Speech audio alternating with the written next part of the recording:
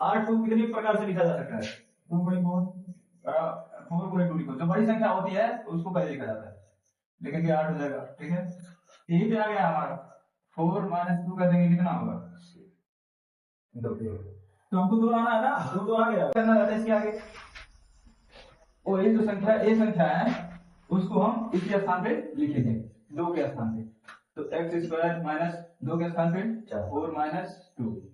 उसके बाद x है, x लिख देंगे, फिर -8 ऐसे कर देंगे। ठीक है, अब देखो क्या करेंगे, x² माइनस से इसमें गुणा होगा, क्या आ रहा है? -4 x से x में गुणा होगा x, फिर माइनस माइनस से, फिर यहाँ पे 2 है, x मल्टीप्लाई होगा 2 माइनस,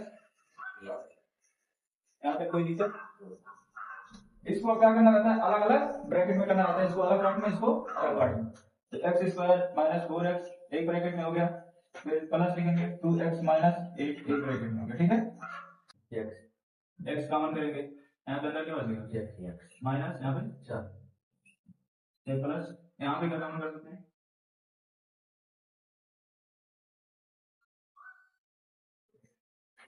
क्या कॉमन कर सकते हैं?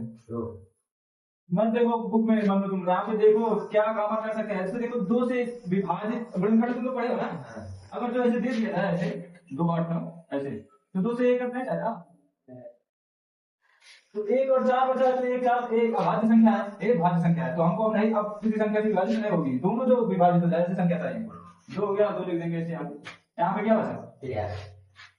यहाँ पे 4। अब क्या करना रहता है? अब देखो ये दोनों हमको बराबर लाना रहता है और सेम लाना रहता है। अब देखो ये सेम आ गया ना, तो हमको इसको एक ही लिखना रहता है, इसमें चाहे लिखे चाहे लिखे, लेकिन ये जो है इसको पहले लिखेंगे। ठीक है, x + 2 एक ब्रैकेट में, और जो है x - 4 एक ब्रैकेट में।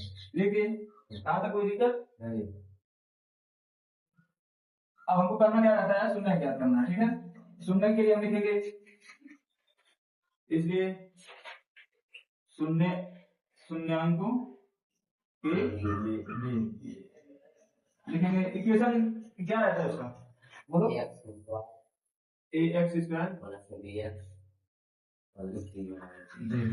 हमारा इस रूप का इक्वेशन कौन सा दिया गया है? ए दिया गया है। ठीक है, ठीक, ए भी लिख देंगे, x² - 2x + -8 बराबर कितना पे 0। ठीक है, अब इसका हमको वैल्यू क्या मिला है? x + 2 x - बराबर क्या करेंगे? 0 है, बराबर 0 करेंगे। अब क्या करेंगे? कंपेयर, x + 2 बराबर क्या है? 0, x - 4 बराबर। यहाँ पे कॉमन करके इसे 0 बना सकते हैं, लेकिन तुम लोग समझ गए हो तो जरूरी नहीं है इसको बनाना। ठीक है, अब लिखेंगे x, ऐसे लिखेंगे x + 2 बराबर 0, x - 4 बराबर 0। इसको दो पार्ट में कर देंगे, ये क्या हो जाएगा? उधर जाएगा -2 हो जाएगा, इधर का x बराबर क्या होता है? किसी को दिक्कत? अब क्या करना रहता है? सत्यता की जांच। तो हम लोग पहले हेडिंग डालेंगे, सत्यता की जांच, हेडिंग डाल देंगे। ठीक है, सबसे पहले क्या रहता है? शून्यांकों का योगफल लिखेंगे ऐसे, शून्यांकों का योगफल बराबर क्या होता है?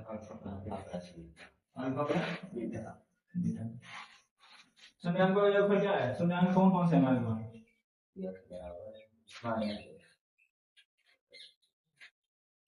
अल्फा प्लस बीटा बराबर क्या होता है? -.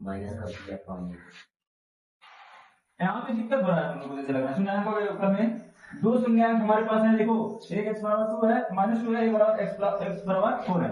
तो हमको शून्यांक 2 शून्यांक दिया गया, इसका क्या करना है? योगफल करना रहता है और एक गुणनफल किया रहता है। सबसे पहले हम क्या करते हैं? योगफल। योगफल के लिए हमको ये दोनों शून्यांक यूज करते हैं। ठीक है, -2 + 4 लिख देंगे।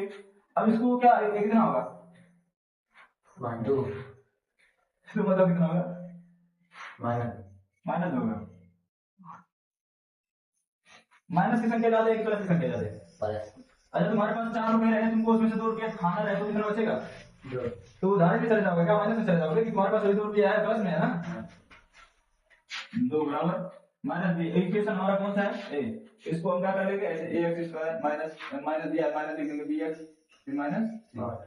तो हमका बी का वैल्यू और ए का वैल्यू 1, सी का वैल्यू 8 ये दिया ना। तो हमको किसका वैल्यू रखना पहले माइनस बी, पहले माइनस दिया है तो माइनस लिख लेना, ठीक है। उसके बाद फिर बी का मान कितना दिया है माइनस का 2 लिख देंगे। अब हम ए का वैल्यू कितना है 1, 2 बराबर माइनस माइनस शून्य अंकों का क्या होता है इसमें क्या बीच में किसका 3 छुपा शून्य अंकों का गुणनफल, शून्य अंकों कौन से हैं बताओ।